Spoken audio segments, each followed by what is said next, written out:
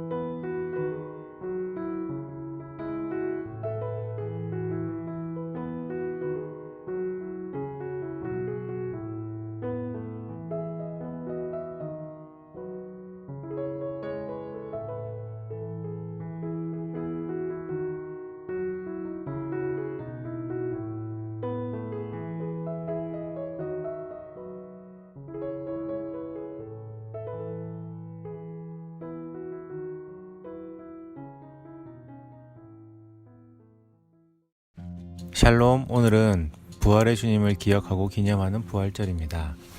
예수님의 부활이 없다면 우리가 사실 그리스도인으로 살아갈 이유는 없었겠죠. 하지만 우리의 믿음과는 상관없이 예수님은 십자가에서 죽으셨다가 3일 만에 죽음을 이기시고 부활을 하셨습니다.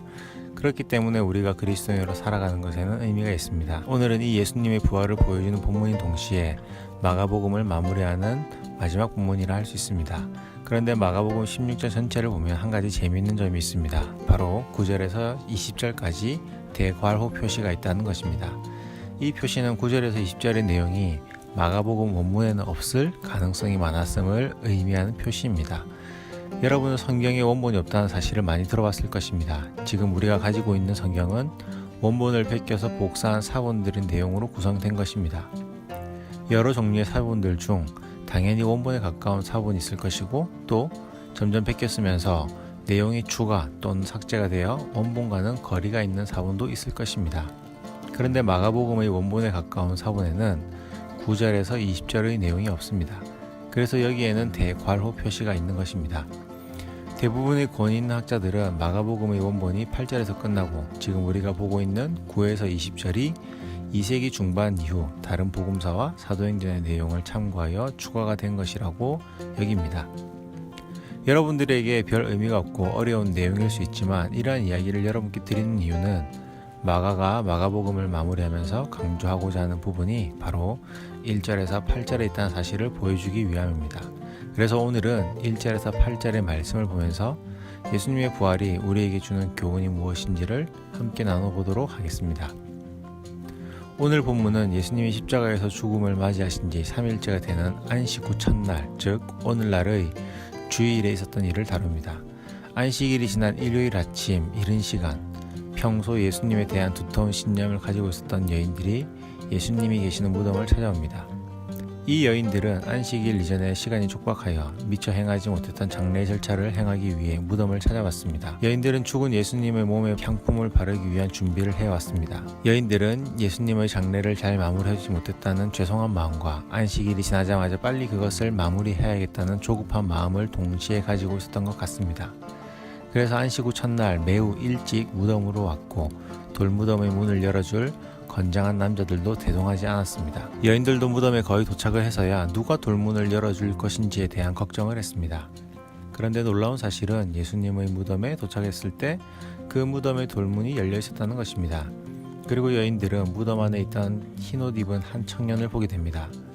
마가복음에는 무덤에 있는 존재를 흰옷 입은 청년으로 표현했지만 사실 이는 하나님의 사자, 천사로 보는 것이 타당합니다.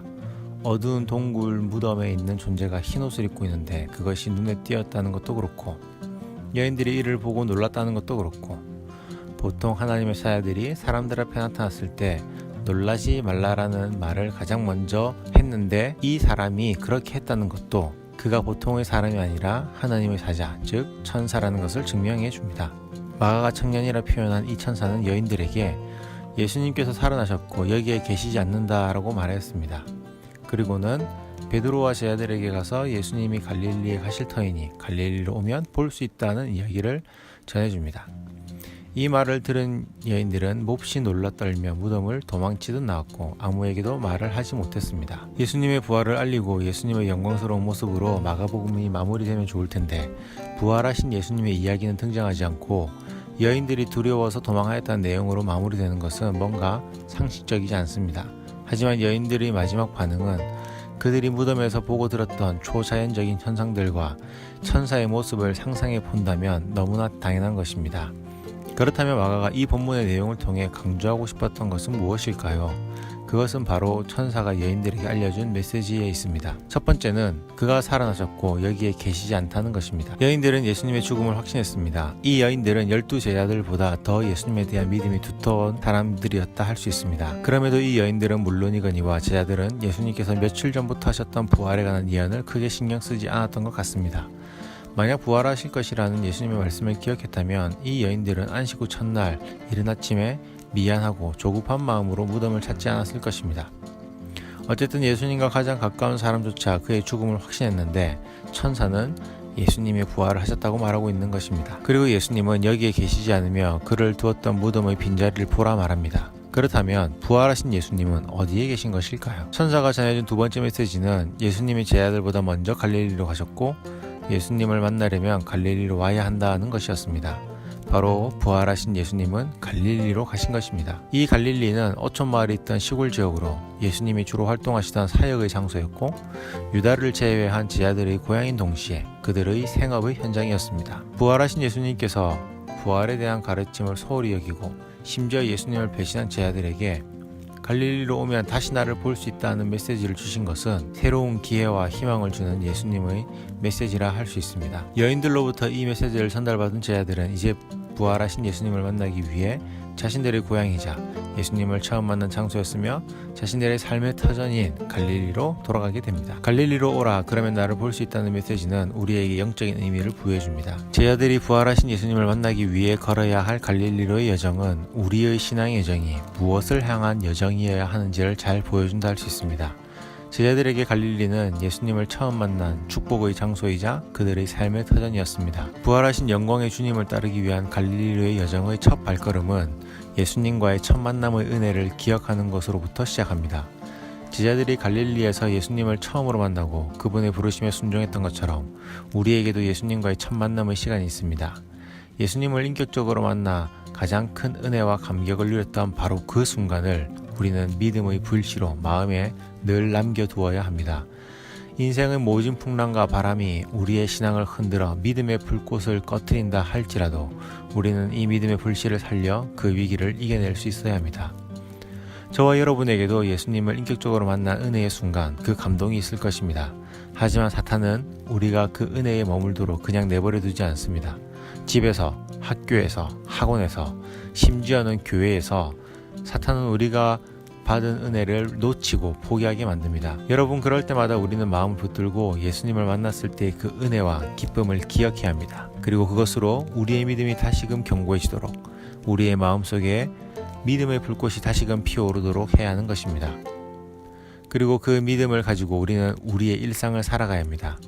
제자들에게 갈릴리가 일상의 영역이었고 삶의 터전이었던 것처럼 우리에게도 우리가 살아야 할 삶의 자리, 삶의 형편이 있습니다. 우리 각자에게 주어진 삶의 자리를 믿음으로 지켜나갈 때 믿음의 불꽃을 신앙의 등대로 삼아 앞이 보이지 않는 일상을 조금씩 비추어가며 묵묵히 살아갈 때 그러한 삶의 순간순간이 바로 부활의 예수님을 따라가는 삶이 될 것입니다. 우리 주님은 그 일상의 자리로 영적 갈릴리의 길로 우리를 부르고 계신 것입니다. 예수님의 장례를 마무리하기 위해 무덤을 찾은 여인들은 부활하신 예수님을 볼 수는 없었지만 천사를 통해 분명한 메시지를 전달받았습니다. 그것은 예수님의 부활을 하시고 갈릴리로 가셨으며 예수님을 다시 만나기 위해서는 갈릴리로 와야 한다는 것이었습니다. 부활의 주님을 만나는 방법은 바로 갈릴리에 가는 것입니다. 사랑하는 고등부 친구들, 예수님의 부활을 기뻐하고 즐거워하는 이 복된 부활의 주일, 우리가 함께 나눈 말씀의 영적 의미를 기억하며 살아갈 수 있기를 바랍니다. 지금은 우리가 볼 수 없지만 부활의 주님은 분명히 존재하십니다. 그리고 그 주님은 천사를 통해 당신을 따라갈 수 있는 방법을 우리에게 보이셨습니다. 그것은 바로 영적 갈릴리의 여정을 떠나는 것입니다. 제자들에게 갈릴리가 예수님의 부름을 받은 장소인 동시에 일상의 터전이었음을 기억하며 우리는 영적 갈릴리로의 여정을 떠나야 합니다. 먼저는 여러분 각자가 주님으로 받은 은혜를 기억하며 살아가십시오. 특별히 여러분에게 신앙의 위기나 삶의 어려움이 찾아올 때 주님이 주셨던 은혜를 기억하며 그 상황을 이겨나갈 수 있기를 바랍니다. 그리고 그 은혜를 따라 여러분 각자에게 주어진 삶을 믿음으로 살아가십시오. 나를 만나주시고 나에게 은혜를 주신 주님을 내 삶의 주인으로 모시고 일상을 살아가십시오. 그것이 바로 우리가 갈릴리로 향하는 여정을 이어가는 것이고 또 그것이 부활의 주님을 따라가는 삶이 될 것입니다. 여러분의 삶의 순간순간이 영적 갈릴리의 여정이 되어 부활의 주님을 늘 쫓아 살아가는 복된 삶이 될 수 있기를 주님의 이름으로 축복합니다.